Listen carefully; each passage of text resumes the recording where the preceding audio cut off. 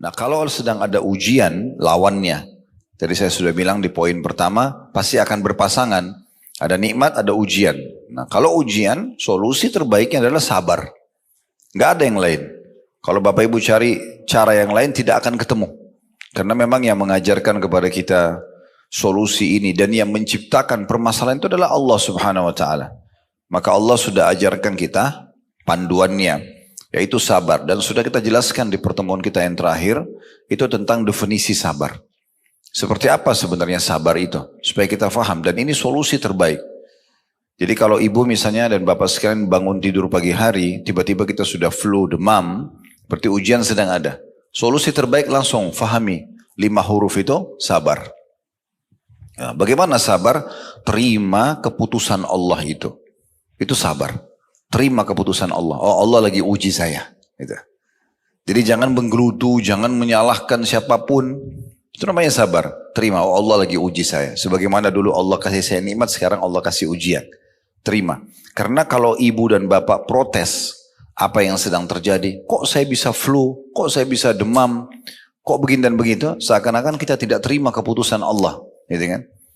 Maka kita terima keputusan Allah Subhanahu wa taala itu dengan lapang dada dan meyakini dan menenangkan hati kita, ya, tentunya dengan memahami keutamaan sabar. Bentar lagi nanti kita akan lihat bagaimana Allah menggambarkan dalam banyak ayat Al-Quran tentang masalah sabar agar kita terus mengejar keutamaannya. Bukankah firman Allah Subhanahu wa taala yang berbunyi, ini salah satu contoh, nanti akan kita lebih dalam membahas ayat-ayat Al-Quran, innama yuwaffas sabiruna ajrahum bighairi hisab. Orang yang sabar itu, kata Allah, akan mendapatkan balasannya nanti tanpa ada hitungan lagi. Mungkin ibu dan bapak sabar dengan sakit 3 hari demam. Bisa saja Allah ganti dengan setahun sehat, 2 tahun sehat. Tidak ada balasan Allah itu. Ya misalnya kita sabar dengan 1 kali lapar, berarti nanti dikasih 1 kali makan. Tidak seperti itu. Tapi balasannya tanpa ada lagi hisapnya. Itu kita selalu renung-renungi, oh ternyata keutamaan sabar itu banyaknya yang saya bisa dapatkan. Ya. Dalam buku ini juga akan dirincikan insya Allah. Ya masalah keutamaan-keutamaan sabar itu apa saja yang kita dapatkan. Itu contohnya. Jadi kita renungi begitu. Kemudian ikhtiar, mencari jalan keluarnya. Jadi saya ulangi lagi, kalau sedang datang ujian, apa saja gangguan orang utang gak bayar, kita digibah, digunjing, difitnah, diganggu, ya. Teman-teman kita sekarang di Palestina lagi dijajah wilayahnya, apa saja, ya. Baik dari orang terdekat kita, kadang-kadang ada gangguan datang, ujian datang di pasangan hidup kita. Dari pasangan hidup, kadang-kadang dari ya, ipar, kadang-kadang dari mertua, kadang-kadang dari anak sendiri, ya. Ada orang yang dibuat stres dengan anaknya sendiri misalnya, ujian dari Allah SWT. Gimana caranya? Sabar. Terima dulu, Allah sedang menguji saya dengan ini, tapi ikuti dengan poin setelahnya. Ikhtiar mencari jalan keluar. Nah ikhtiar ini berdoa, kemudian coba cari inti permasalahannya apa, lalu didiskusikan, bermusyawarah, konsultasi sama pakarnya. Nah itu namanya sabar. Dan tidak masuk dalam sabar kalau Bapak Ibu pilih setengahnya saja. Kayak misalnya udah deh Allah uji saya sama penyakit, udah saya nggak usah berobat. Nah itu bukan sabar namanya. Karena ibu cuma mengambil setengahnya.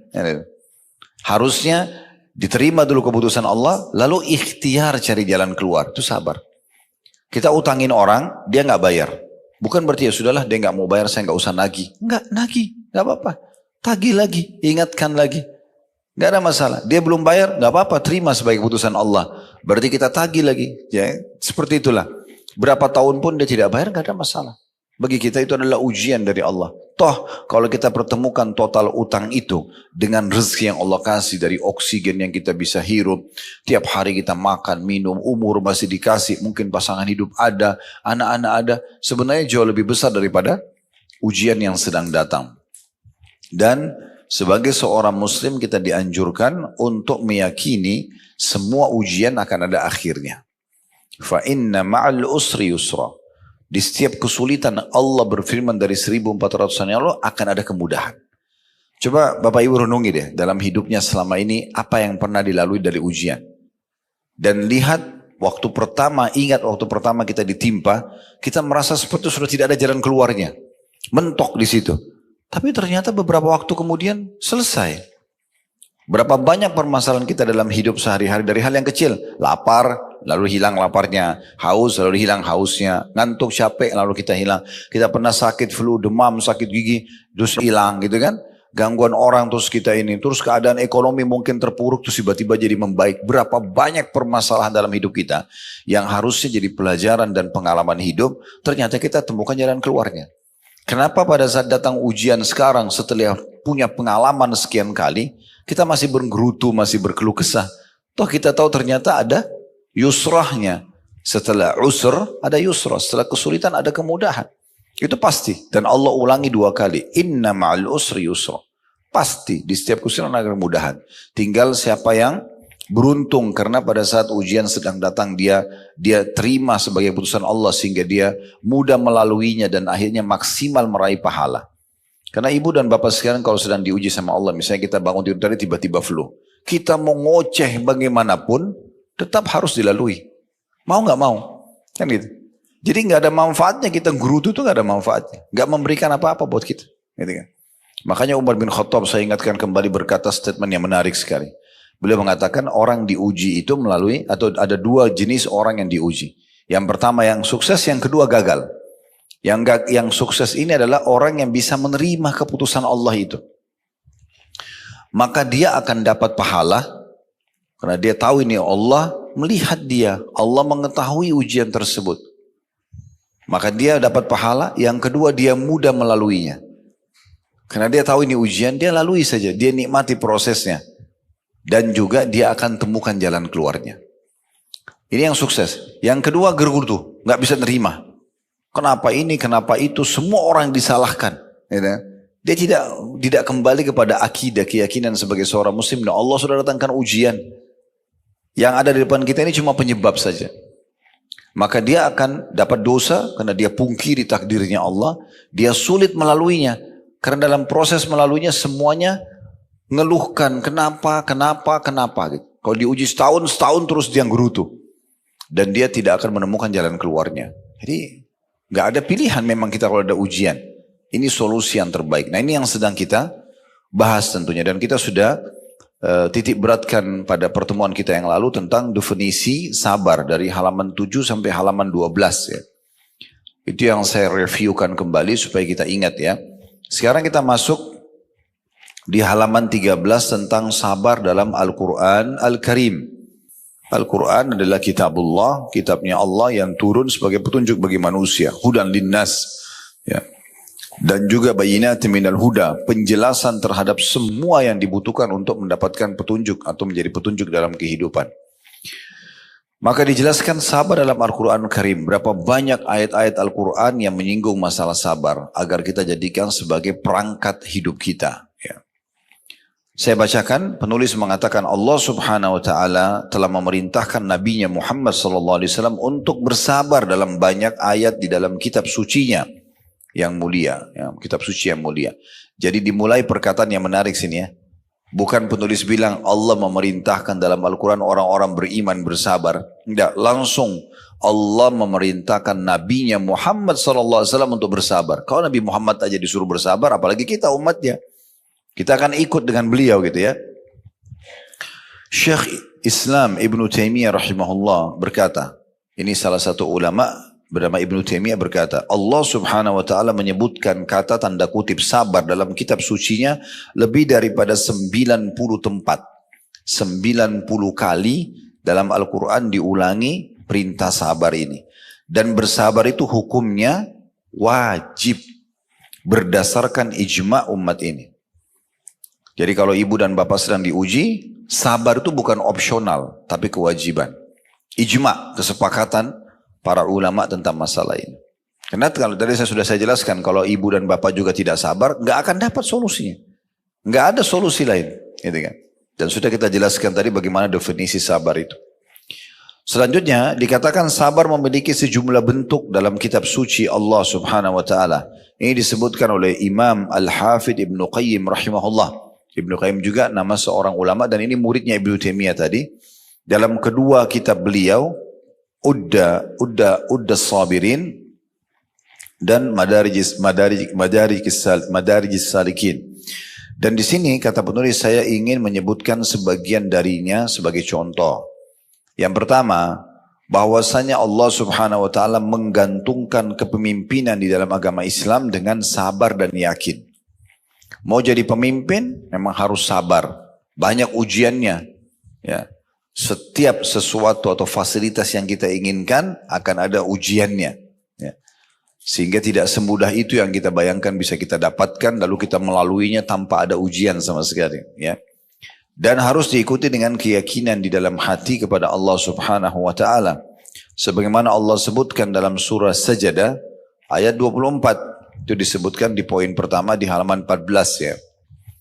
Yang berbunyi Allah Subhanahu wa taala berfirman wa ja'alna minhum a'immatan yahduna bi amrina lamma sabaru wa kanu bi ayatina yuqinun. Dan kami jadikan di antara mereka itu pemimpin-pemimpin yang memberi petunjuk dengan perintah kami selama mereka bersabar dan mereka meyakini ayat-ayat kami. Jadi ada dua hal yang digabungkan di sini. Kalau mau jadi pemimpin, kata kunci kesuksesannya adalah tadi bersabar dan juga penuh keyakinan bahwasanya Allah Subhanahu wa taala tidak datangkan ujian tersebut kecuali dengan hikmahnya. Kalau ibu masih ingat pernah saya sampaikan Bapak Ibu sekalian, ada diriwayatkan beberapa sahabat Nabi dan itu bahkan dinukil dari seorang sahabat Nabi pada saat mereka lagi disiksa di Mekah. Ini lagi digebukin. Lalu orang-orang kafir Quraisy dalam kondisi orang-orang muslim ini berdarah, terikat, terzalimi luar biasa.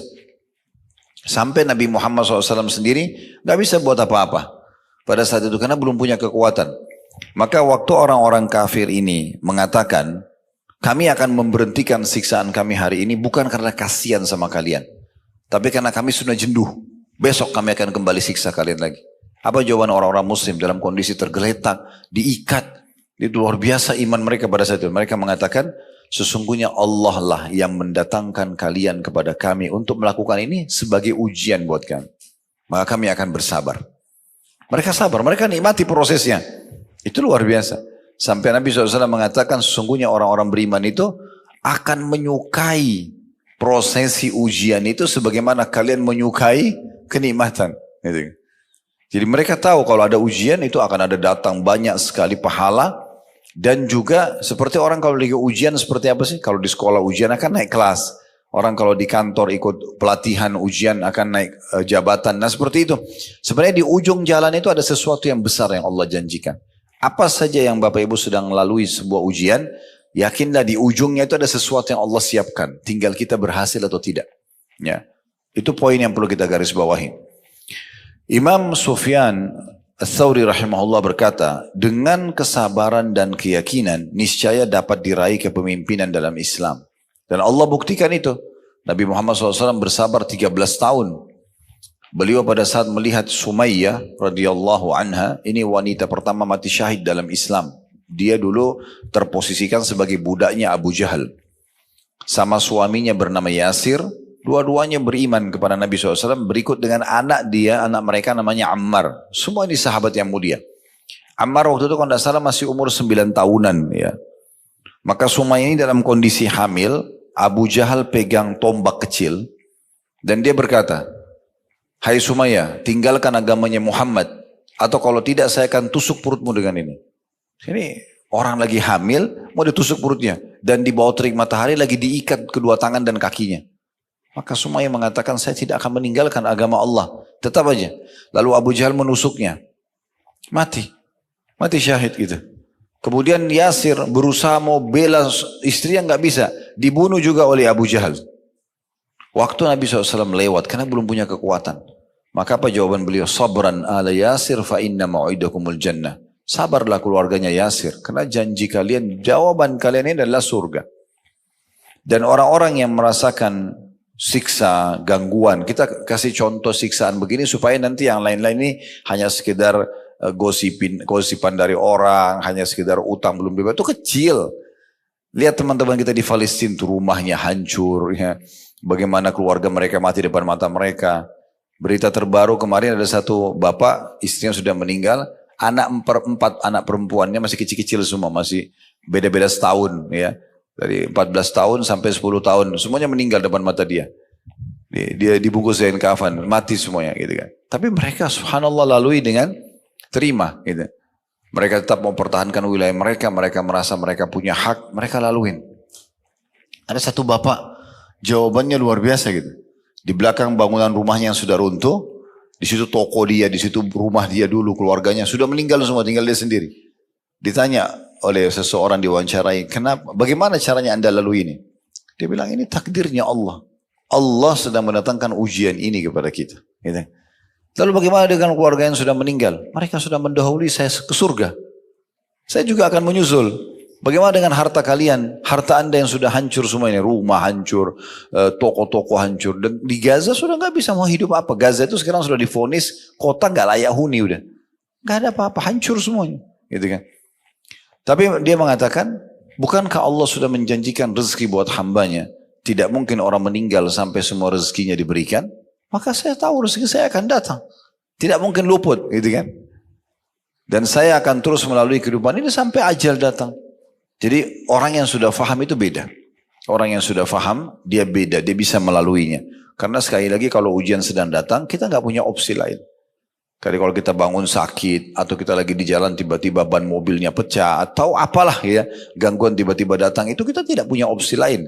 Kecuali tadi kita menerima sebagai keputusan Allah, kemudian kita ikhtiar, kita cari jalan keluar. Ingat, menagih utang, melaporkan ke pihak keamanan, itu masuk dalam sabar ya, sebagai bentuk ikhtiar kita. Nah, seperti itulah. Kemudian yang kedua, Allah subhanahu wa ta'ala menjelaskan bahwasanya sabar bersama takwa termasuk di antara sebab-sebab kemenangan dan keteguhan. Kalau tadi di poin pertama, sabar dengan keyakinan.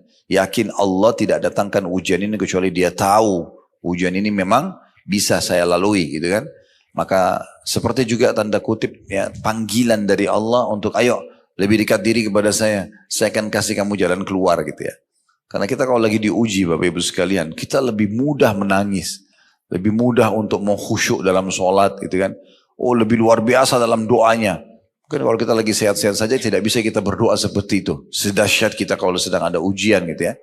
Ya Allah sedang tarik kita untuk dekatkan diri kepada dia. Tinggal minta karena yang ciptakan kita Allah, yang ciptakan ujian itu Allah dan bisa memberikan jalan keluar hanya Allah. Maka Allah akan kasih. Selesai, sesederhana itu sebenarnya ya. Dan di poin kedua ini adalah digabungkan antara sabar dan ketakwaan. Maksudnya, kalau justru datang ujian, selain kita jadikan sabar, terima sebagai keputusan Allah dan ikhtiar cari jalan keluar, itu supaya ibu dan bapak bisa segera mendapatkan jalan keluarnya, solusi terbaiknya, bertakwa. Artinya justru di saat-saat genting itu lebih dekat kepada Allah, lebih patuh kepada Allah. Ya, bukan justru kita makin melanggar. Ya, harusnya kita lebih dekatkan diri kepada Allah subhanahu wa ta'ala. Sebagaimana Allah berfirman dalam surah Al-Imran ayat 120, wa in tasbiru wa tattaku la yadurrukum kaiduhum syai'a. Jika kalian bersabar dan bertakwa, takwa artinya patuh, mengerjakan apa yang Allah perintahkan, meninggalkan apa yang Allah larang, niscaya tipu daya mereka sedikit pun tidak mendatangkan kemudaratan kepada kalian. Jadi apa yang orang niat buruk kepada Bapak Ibu tidak akan berhasil gitu ya. Selama kita menggabungkan dua hal ini. Kita terima sebagai ujian Allah. Lalu kita menjaga, jadikan momentum itu justru makin dekat kepada Allah. Saya pernah kasih contoh ini supaya mudah difahami.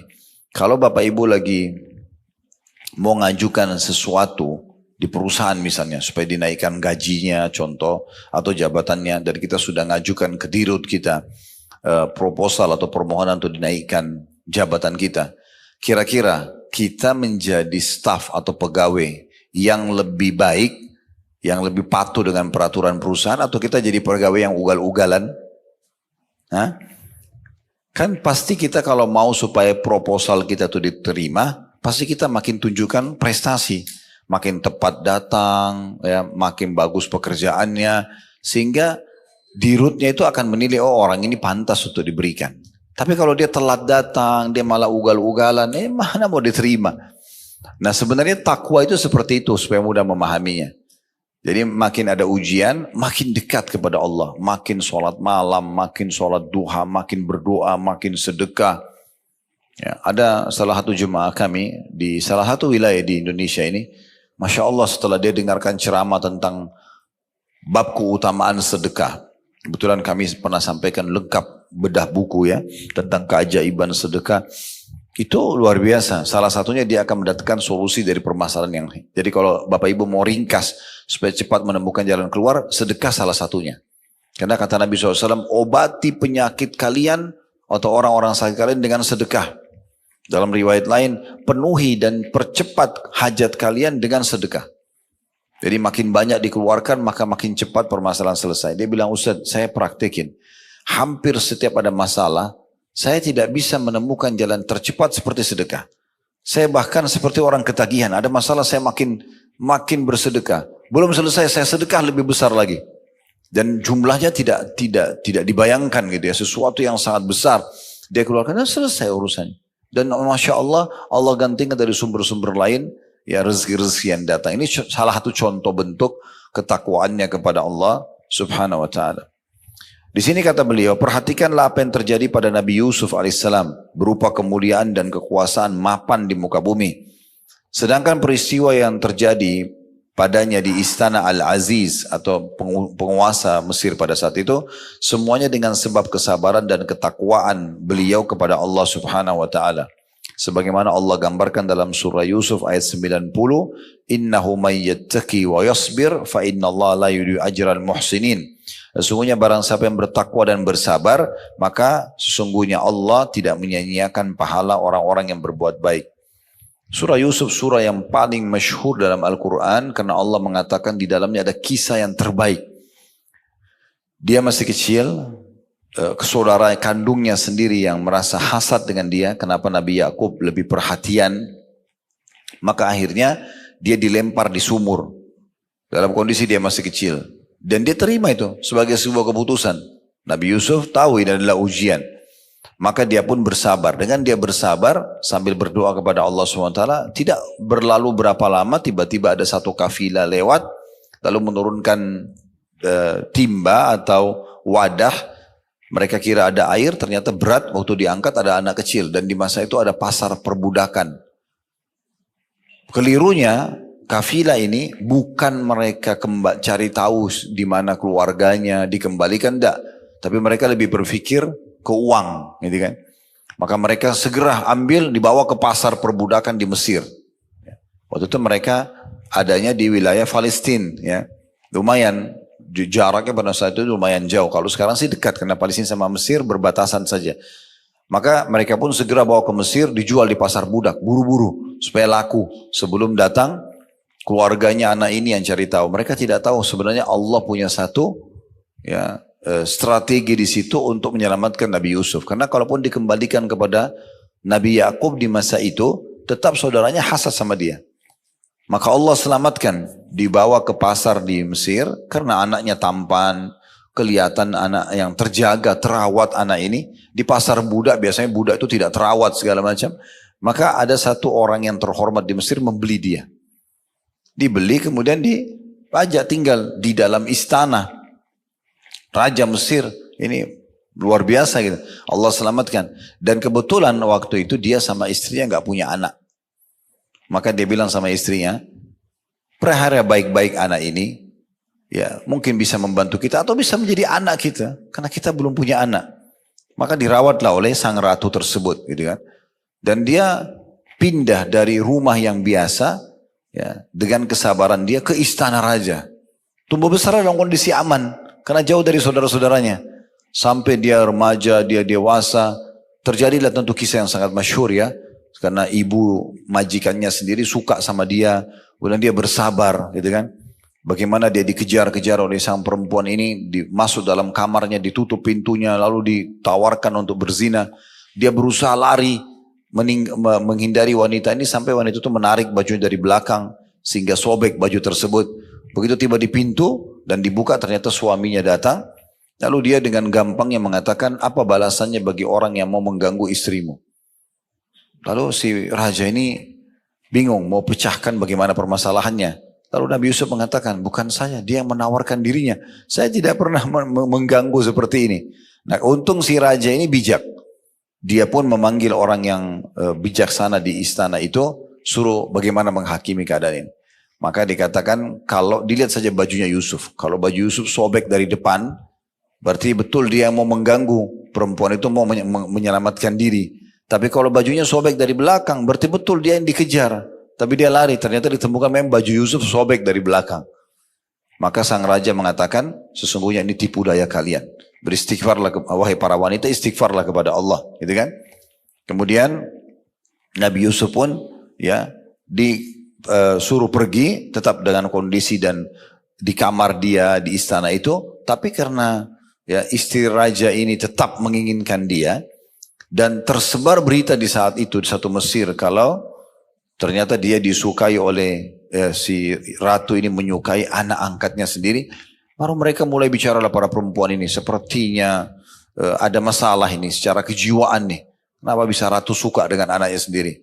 Karena waktu itu belum ada foto, belum ada kamera, orang tidak tahu Nabi Yusuf ini seperti apa. Karena si ratu ini ingin menunjukkan kalau ini bukan salah saya loh. Yusuf ini terlalu tampan gitu. Maka bisa menggoda. Akhirnya dia undang semuanya, istri-istri pejabat pada saat itu di istananya, kemudian disiapin buah sama pisau. Lalu setelah mereka duduk semuanya menunggu hidangan, Yusuf disuruh keluar. Lewat aja depan ibu-ibu tersebut, mereka karena tampannya sampai potong tangannya sendiri. Ya. Tentu mungkin tidak masuk di akal kita kalau sekarang. Tapi perlu Bapak Ibu tahu memang Nabi SAW mengatakan sungguhnya Yusuf diberikan setengah ketampanan dunia. Jadi semua laki-laki digabung di muka bumi ini, yang tampan-tampan saja ditaruh di satu sisi, Yusuf sebelahnya, Yusuf tetap lebih tampan gitu. Ini luar biasa. Kita tidak bisa bayangkan, sampai para ibu-ibu itu mengatakan ini malaikat ini bukan manusia. Entah gimana sudah tampannya beliau.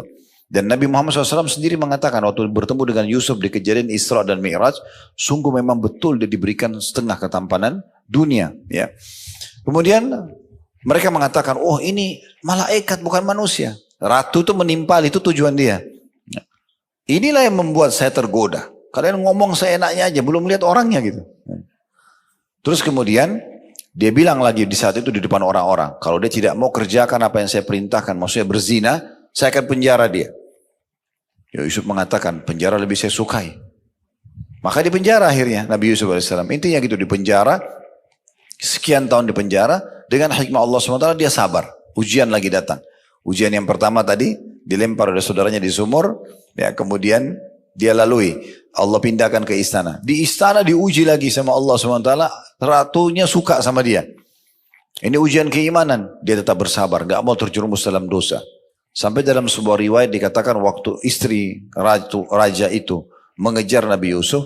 Di ujung kamarnya dia ada patung yang mereka kultus di saat itu. Lalu si ratu ini ambil patung, ditutup patung itu sama kain. Kata Nabi Yusuf, subhanallah, engkau malu sama patung ini, dan malu sama Allah gitu ya. Digituin sama dia. Yang jelas pada saat itu ujian datang. Allah tetap dia bersabar, tetap dia beribadah di penjaranya. Akhirnya Allah SWT muliakan. Rajanya mimpi melihat, ya mimpi ada sapi sehat, memakan sapi yang kurus ya. Dan beberapa macam jenis mimpinya pada saat itu. Lalu ditanya pada para pemusyawarah penasihat, tidak ada yang bisa. Lalu mereka isyaratkan kepada Yusuf, karena sebelumnya ada 2 orang yang datang ke penjara menanyakan tentang takwil mimpi. Nabi Yusuf terkenal sebagai orang soleh di penjara dan bisa menakwilkan mimpi.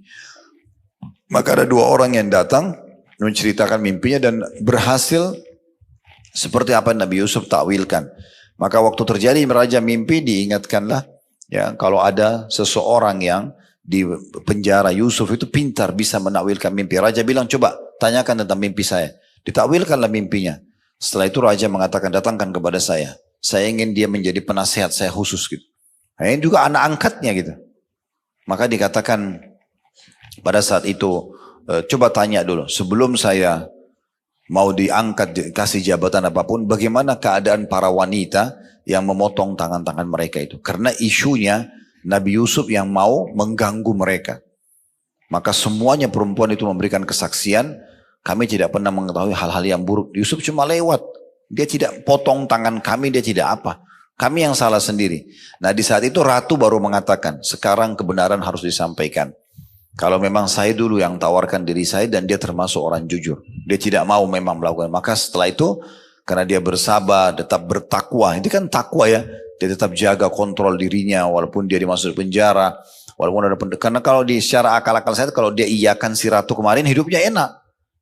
Udah dia bisa biologis walaupun haram zina. Kemudian juga dia bisa dapat tinggal di istana. Pasti perempuan ratu itu akan bela dia. Tapi dia tinggalkan karena itu haram. Itu namanya bertakwa. Mengerjakan perintah, meninggalkan larangan. Maka akhirnya Allah muliakan dia. Lalu raja memanggilnya dan dikatakan dia diberikan jabatan. Itu Nabi Yusuf menjadi orang yang punya jabatan tinggi di kerajaan tersebut. Sampai akhirnya beliau wafat di istana itu tentunya. Nah ini contoh saja bagaimana penyatuan antara ketakwaan dengan kesabarannya. Yang ketiga, bahwasanya Allah Subhanahu wa taala telah mengabarkan tentang dilipat gandakannya pahala-pahala orang yang bersabar. Dan bahwasanya mereka akan diberi balasan dengan pahala yang lebih baik daripada amal-amal mereka. Sebagaimana Allah sebutkan dalam surah An-Nahl ayat 96. وَلَنَجْزِيَنَّ الَّذِينَ صَبَرُوا أَجْرَهُمْ بِأَحْسَنِ مَا كَانُوا يَعْمَلُونَ. Dan kami benar-benar akan memberi balasan kepada orang-orang yang bersabar dengan pahala yang lebih baik daripada apa yang telah mereka kerjakan. Maksudnya di sini bisa mendapatkan dua hal. Pahala melimpah dari sabarnya dan juga amal apapun yang dia kerjakan karena dalam ujian maka akan dilipat gandakan pahalanya. Akan dilipat gandakan pahalanya ya. Jadi beda pahala orang yang beribadah di saat sedang ada ujian sehingga dia melaluinya dengan sabar dengan orang yang sedang tidak diuji ya. Intinya makin berat sebuah ujian dan kita tetap beribadah maka makin besar pahalanya. Makanya kata Nabi SAW, inna idhamal ajri ma'idhamil bala. Sesungguhnya besarnya kadar pahala sesuai dengan besarnya kadar ujian itu datang. Tidak mungkin sama orang yang sholat subuh di Indonesia, misalnya rumahnya dekat masjid ini, jalan kaki, dengan orang yang di Rusia sekarang misalnya musim dingin, dinginnya -5, -10, tapi tetap ke masjid. Saya lihat teman-teman kita muslim, Masya Allah di Rusia itu lagi salju, penuh semuanya. Mereka tetap sujud di salju itu. Ya. Mereka tetap sholat subuh dingin sekali. Itu beda pahalanya. Karena ujiannya lebih berat gitu ya. Jadi kalau ibu dan bapak mengerjakan sebuah perintah agama dan melalui satu proses yang berat. Kita ngantuk banget. Tapi ingin sholat malam. Lalu kita tetap berusaha sholat. Ya. Dengan orang yang memang tidak bisa tidur. Kemudian dia sholat malam. Itu beda pahalanya. Ya, sudah beda. Begitu juga dengan ujian. Sama. Orang yang ringan beda pahalanya dengan orang yang sedang, ujiannya orang yang berat. Itu beda semua. Akan ada sesuai dengan kadar ujian itu datang. Kemudian yang keempat, Allah Subhanahu wa taala menjadikan sabar termasuk urusan yang wajib ditekadkan. Yang seharusnya bagi setiap muslim laki-laki maupun perempuan bersandar kepadanya dan berusaha untuknya. Kita selalu menggunakan sabar sebagai perangkat kita. Sebagaimana dalam surah Asy-Syura ayat 43 Allah SWT berfirman, "Walaman sabara wa ghafara inna dzalika lamin azmil umur." Tetapi barang siapa yang bersabar dan memaafkan, sungguhnya yang demikian itu termasuk urusan yang wajib dibulatkan tekadnya untuk dilakukan. Jadi kalau misalnya ibu punya dua opsi ya bagi orang yang berbuat zalim kepada kita. Opsi yang pertama pernah saya jelaskan itu, ibu murni dan bapak sekalian dendam. Ada orang gosipin kita, ada orang fitnah kita, ada orang ambil hak kita. Udah kita dendam. Ya Allah butain matanya. Misal. Pincangin kakinya. Apalah. Matikan dia. Contoh. Karena dia terasa terdolimi banget. Hartanya diambil misalnya. Atau dia disakiti, dirusak nama baiknya. Bisa. Dia terdolimi. Karena orang yang terdolimi tidak ada hijab antara dia sama Allah. Bisa diterima doanya. Tapi ini murni balas dendam Bapak Ibu sekalian. Allah kabulkan matanya buta. Bisa dapat apa? Gak ada. Cuma dendam saja. Bolehkah? Boleh. Karena dia terzalimi. Haknya dia. Gitu kan. Tetapi ada opsi yang lebih baik. Ibu dan bapak doakan agar dapat hidayah. Supaya dia dapat hidayah. Dia tahu kesalahannya. Dan kemudian Allah ubah dia. Dari sifat buruk itu menjadi sifat yang baik misalnya. Kalaupun dia utang. Supaya dia bayar. Dia bayar utangnya nih. Dia tersentuh secara keimanan. Kita tidak tahu bagaimana cara Allah. Mungkin kebetulan dia hadir di masjid dekat rumahnya. Lalu dia dengar ceramah. Lalu dia tersentuh. Dia merasa ya dia harus kembalikan hak kita misalnya. dan setelah itu dia dapat petunjuk, dia bisa menjadi orang yang soleh atau soleha, maka kita panen pahalanya. Itu juga lebih baik dibandingkan kita hanya sekedar dendam saja. Nah, seperti itu yang dimaksud di sini. Barang siapa yang bersabar dan memaafkan, maka sungguhnya itulah yang harus menjadi sebuah tekad yang dipertahankan atau dilakukan, kata Allah SWT. Yang kelima, Allah SWT menggantungkan keberuntungan pada sabar. Tidak ada orang sabar yang rugi, tidak ada. Jadi jangan pikir, saya kalau sabar saya rugi. Enggak rugi, justru untung. Ya, kalau orang sabar itu untung. Sekarang ada orang caci maki Bapak Ibu sekalian, caci maki, Bapak Ibu nggak layani. Sebenarnya kita beruntung itu. Kita jadi nggak emosi, kita jadi nggak dapat dosa. Malah dia dapat dosa, kita dapat pahala karena kita coba bersabar, gitu kan? Itu berbeda.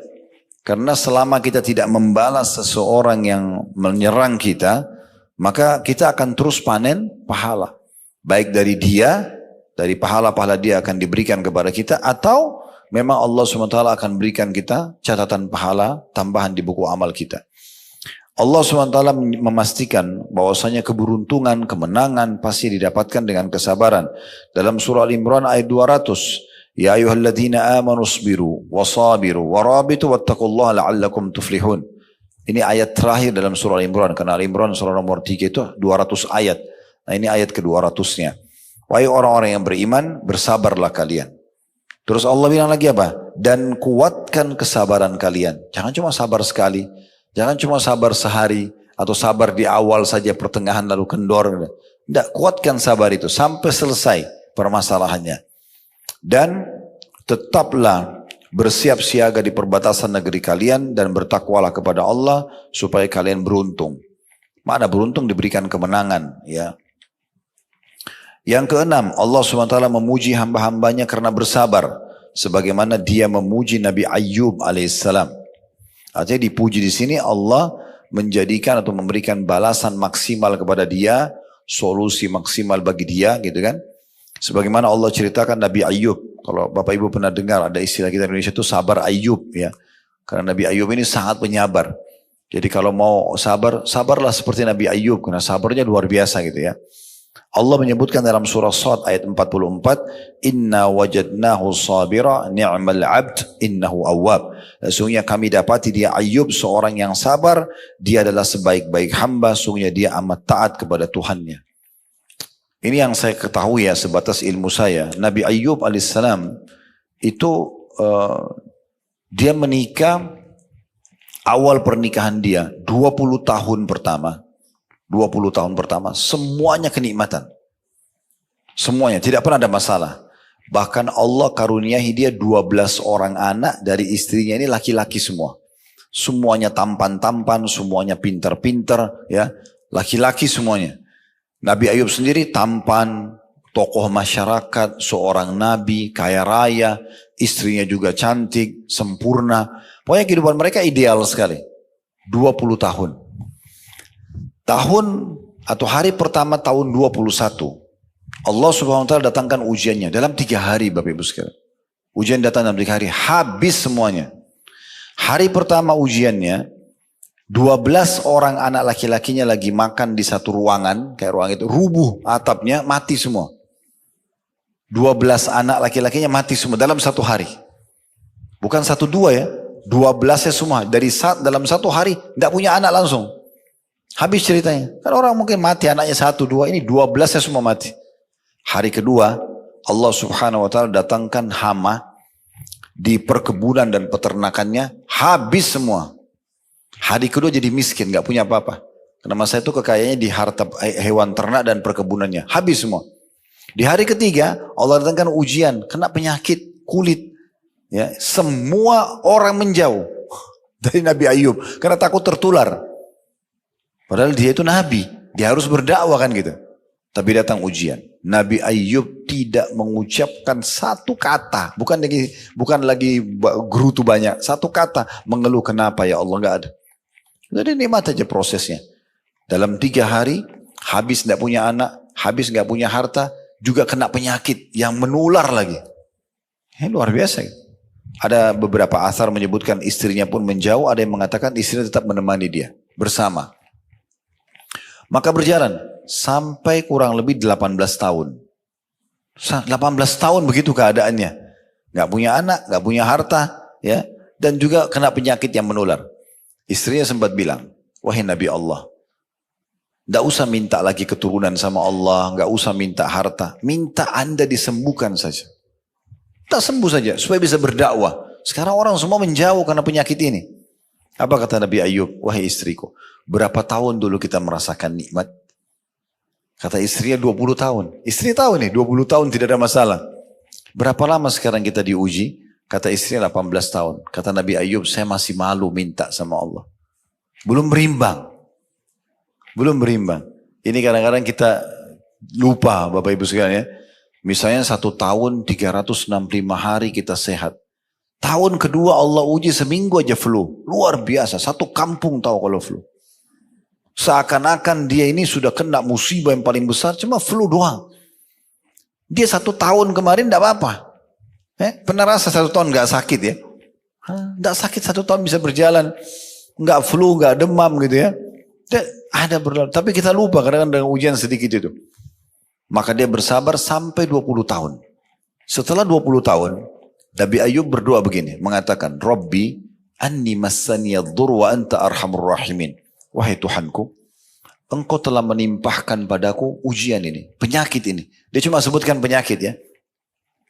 Tapi engkau zat yang maha penyayang. Apa maknanya? Wa anta arhamur rahimin. Dan kau zat maha penyayang. Artinya kalau kau mau sembuhkan silakan ya Allah. Kalau kau masih mau uji saya terima. Coba bayangkan luar biasa sabar. Setelah 20 tahun. Dia nggak bilang ya Allah nih 20 tahun sudah berimbang dong. Harusnya enggak. Kalau engkau ingin silahkan ya Allah sembuhkan. Kalau mau uji lagi saya masih sabar.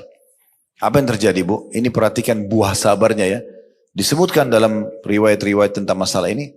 Pada hari itu Allah kabulkan. Yang paling pertama Allah hilangkan penyakitnya. Allah munculkan sumber mata air di dekat ranjangnya beliau. Disuruh oleh Allah SWT mandi dengan air itu hilang penyakitnya.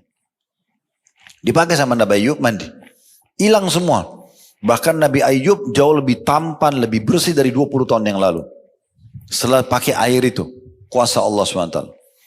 Di hari kedua, terdengar oleh masyarakatnya, kaumnya dia, oh Nabi Ayub sudah sembuh. Kan ini yang membuat mereka lari kan. Akhirnya mereka semua datang, mereka bawa hadiah. Ada yang bawa sapi, ada yang bawa unta, ada yang bawa domba, ada yang hadiahkan, wakafkan kebunnya. Dalam 1 hari, harta Nabi Ayub kembali 2 kali lipat dari yang 20 tahun lalu. Tidak kerja, dikasih orang. Gampangnya Allah kembalikan. 1 hari, Allah kasih 2 kali lipat, cuma pemberian orang. Dan tidak kerja. Di hari ketiga, istrinya diinformasikan hamil. Dan setelah itu melahirkan 24 anak laki-laki. Ya. Coba bahas ya kisahnya Nabi Ayub. Ya. Allah berikan kekuatan, Allah berikan kesuburan, melahirkan 24 anak. Ya, karena Allah mengatakan kami balas Ayub itu dengan kami lipat gandakan. Hartanya, kesehatannya, keturunannya. Didobelkan semua sama Allah. Jadi akhir daripada kesabaran itu ada sesuatu yang manis di situ. Cuma kita sabar gak sih gitu? Kita sabar gak melaluinya? Nah seperti itulah. Orang kan kalau mau ujian kita dulu waktu masih SD, SMP, SMA mau naik kelas. Kan harus ujian belajar ya. Tapi buahnya apa? Kalau kita belajar ranking 1 misalnya. Oh itu luar biasa bahagianya. Orang tua juga bangganya. Karena ditulis angkanya dengan pulpen warna hitam gitu ya. Kalau di tahun 90-an dulu, 80-an begitu dulu ya. Kalau sekarang saya tidak tahu sudah seperti apa, tapi gitu. Dibandingkan ditulis angka merah, malu ngeliatin raportnya sama orang tuanya gitu ya. Jadi memang ujung ujian itu ada sesuatu yang menunggu kita. Tinggal kita mau melalui proses. Enaknya itu sebagai seorang muslim Bapak Ibu sekalian, kita sudah dapat bocorannya. Bocoran sudah ada ini. Dari awal siapa yang manusia diciptakan, lalu prosesi nabi-nabi datang, kitab-kitab turun, kaum yang beriman selamat, kaum yang kafir begini. Selama kita hidup, panduan hidup kita apa? Mana makanan, mana minuman, mana pergaulan, mana pendapatan yang boleh, tidak boleh. Dan akhir semua ini, nanti kau akan mati ya. Mati itu masuk ke alam barzah kuburan. Kuburan itu taman dari taman surga kalau beriman, atau lubang dari lubang neraka kalau orang kafir. Kemudian akan ada kebangkitan, ditimbang amal hari kiamat. Yang lolos masuk surga. Surga itu begini loh, dirincikan tanahnya, pintu gerbangnya, pohon-pohonnya, bidadari dan bidadaranya, istanahnya, pakaiannya, buah-buahannya, semua rinci. Ya, dirincikan dengan banyak ayat. Ini kalau Bapak Ibu mau kembali di playlist YouTube kami ada bedah buku Rasulullah SAW cerita tentang surga dan neraka. 30 bab saya bahas tentang surga. Kemarin waktu kami haji, karena lumayan 20-an hari kurang lebih, saya bedah buku ini sampai habis juga untuk jemaah haji. Dan kita sempat online. Saya ulangi kembali 30 bab tentang surga itu dari pintu gerbangnya, istanahnya, tanahnya, kebun-kebunnya, dipan-dipannya, permadaninya, pakaiannya. Wah, luar biasa udah. Susah sekali digambarkan gitu indahnya gitu ya. Begitu juga dengan neraka. Diceritakan di buku itu sekitar 33 bab. Semua juga sudah kita rincikan. Jadi memang ada balasan yang sangat besar yang Allah Subhanahu wa taala janjikan, tinggal kita ikuti dengan keyakinan ya, bahwasanya memang di ujung setiap ujian itu akan ada sesuatu yang besar.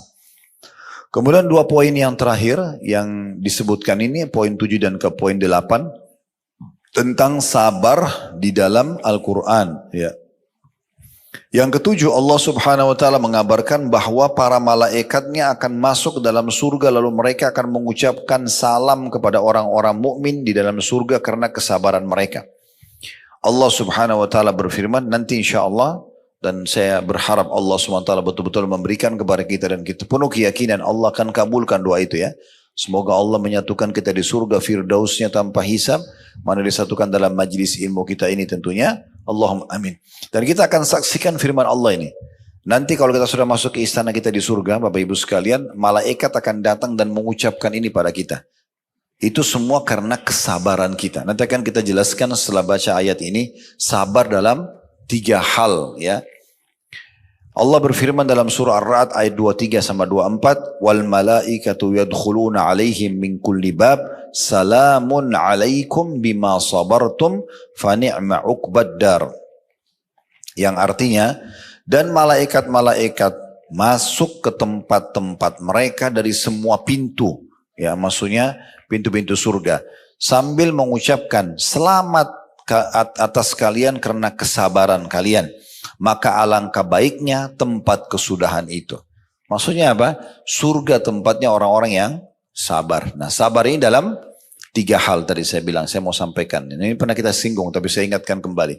Yang pertama, Bapak Ibu harus sabar dalam mengerjakan ketaatan. Nah, duduk di majelis ilmu begini butuh sabar. Duduk, dengarin, renungin ya. Terus niatkan mau mengamalkan itu butuh sabar. Sholat butuh sabar, puasa butuh sabar, sedekah dan zakat butuh sabar, haji umrah butuh sabar, bakti sama orang tua butuh sabar, ngurus anak, melayani suami, ibu-ibu juga butuh sabar, suami memberikan kebutuhan istri butuh sabar. Sabar semua dalam lingkungan kita, sabar dengan cuaca, sabar dengan gangguan orang, sabar. Maka kita sabar yang pertama dalam mengerjakan ketaatan dulu. Untuk mengerjakan ibadah butuh kesabaran. Memang berat, tapi di beberapa keadaan, tapi kita sabari. Yang kedua, sabar dalam meninggalkan dosa. Nah, semua orang di antara kita punya peluang berzina, peluang berbohong, peluang menipu, peluang apalah dosa. Tapi di saat sedang ditawarin oleh syaitan, tolak, sabar. Jangan iyakan, itu butuh kesabaran. Dan yang ketiga baru sabar terhadap ujian harian kita. Sabar atas ujian harian, ya seperti sakit, gangguan orang, nah itu baru sabar. Nah biasanya yang kita sering dengar di tengah-tengah masyarakat kita, sabar yang ketiga aja nih. Sabar kalau lagi sakit, sabar kalau lagi diganggu orang gitu-gitu ya. Padahal sebenarnya sabar itu, ini sabar yang ketiga ini hanya akan bisa dilalui dengan mudah kalau kita sudah sabar poin 1 dan poin 2. Sabar di atas ketaatan kepada Allah, sabar meninggalkan dosa, baru kemudian sabar ujian harian itu akan mudah kita lalui. Yang terakhir, yang ke-8 di sini diangkat dari Al-Quran, Allah menjadikan sabar sebagai penolong dan memerintahkan untuk mencari pertolongan dengannya dalam setiap kesulitan yang menimpa seorang hamba. Sebagaimana Allah berfirman dalam surah Al-Baqarah ayat 45, wasta'inu bis sabri was salah, dan mintalah pertolongan kepada Allah dengan sabar dan salat. Jadi setiap kali ada masalah apapun, maka dahulukan ya sholat dan sabar. Udah clear. Kalau dua itu Bapak Ibu bisa jaga, maka insya Allah akan aman semuanya. Makanya dikatakan Nabi SAW, Bapak Ibu sekalian itu kalau sedang menghadapi masalah apapun, maka beliau yang pertama dilakukan adalah sholat. Ya, wudu, sholat. Minta petunjuk kepada Allah subhanahu wa ta'ala. Minta petunjuk kepada Allah subhanahu wa ta'ala.